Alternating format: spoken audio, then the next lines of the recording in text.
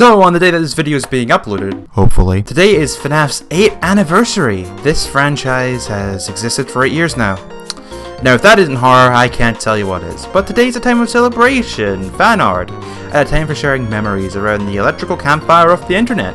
So, since I'm starting to get into the Fnaf YouTube game for real this time, I should share some of my memories with this franchise. Okay, so let me just set the scene for you. So it's the 28th of August 2014, schools just started back up, and I just turned 11 just 13 days prior. After I come home from the first day back, I hop on my iPad and I see an upload on one of my favorite Roblox YouTube channels, a channel called TeamSqued. A video of this Roblox port of this game called Five Nights at Freddy's. Hello and welcome to Roblox's version of Five Nights at Freddy's. I was kidnapped. Yeah, we got a whole bunch of people in my house playing this. I don't want to be in. We're gonna see how bad or scary this is. I played it before. It looks kind of, don't hit the button yet. Don't hit the button. It looks kind of nice, but without any further ado. Okay, so this game's been pretty popular recently, and yeah, they have to do a Roblox version of that because they're porting everything from wherever the f it is. They're Roblox now these days. Oh shit! Oh! He was standing outside and go there! Oh, he's right next to you! Shit! Wait! Close the fucking door! Close the fucking door! Close it! He's moving away! Okay. Garrett, like, I'm like, oh! Wait, go back to that picture. Oh, yeah, it says eat it on it. Just eat it. Eat it. Just eat it. So the worst one is, I've heard it's like Freddy, right? He's the worst one. Which one? The bear. Freddy, the bear. They moved. Why is he the worst one, though? Oh, jeez. Shit. Oh, let's close it. It's not worth it. It's not worth it. It's not worth it. Holy shit. Oh boy. Dude, the worst part is... Oh, she's right there. You want to open and close it? No. You want to open and close it? I'm risking it. You want to open and close it? Okay. Wait, where was the other guy? The bear? The bear? He's still in the same place. He hasn't moved. The bear's got Freddy. Oh, fuck. Oh, fuck. You're surrounded, dude! Oh my gosh! You're surrounded! Tell them to go away, they're not getting candy. The solicitors stick right on the door. And they just keep knocking. Oh no, yeah, if you turn the light on while they're there... We can open that door. Yeah. It's close. Oh, okay, he made it. He made successor. Yeah. So what are we doing by deaths? By nights, okay, Sid, your turn. Oh, fuck. Your turn, Sid. After watching these 3 videos on the Roblox port, I decided to look up Five Nights at Freddy's on YouTube. I actually searched up Five Nights at Freddy's house because I thought Five Nights at Freddy's was an American spelling that removed the descriptor. The descriptor being the house, obviously. 11-year-old intelligence!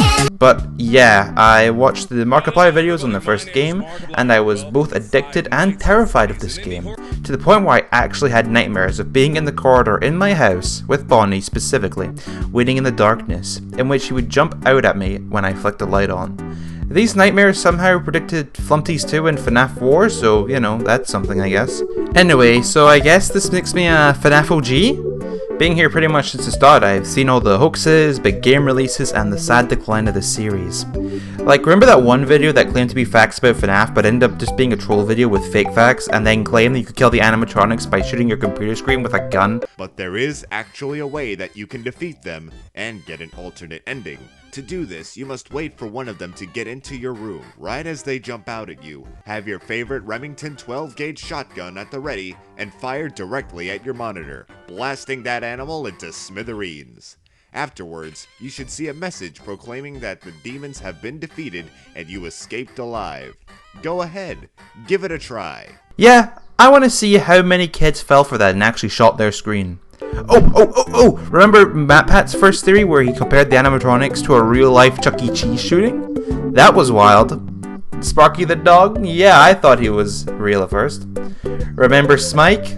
Oh, I sure do. And after number 8 is that Toy Freddy, well, you know, he's kinda, fat. I mean, come on, you know, come on, what can I say? He's gained a few pounds. I mean, look at him compared to the other animatronics on the show stage. He's, you know, rounder, more big-boned, you know, ate a little bit too much pizza. You know what I mean? Just because it's called Freddy Fazbear's Pizza doesn't mean you gotta eat all of it, you know what I mean?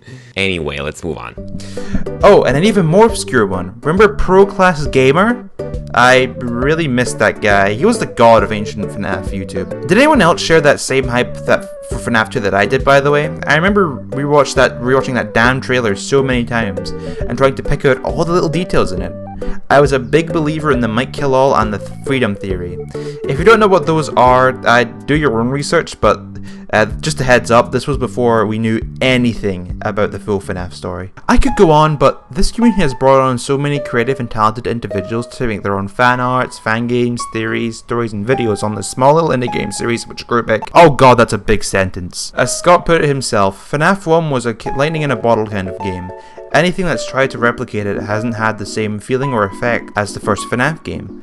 And all the other indie horror game franchises that followed it have not had that same feeling or atmosphere as FNAF.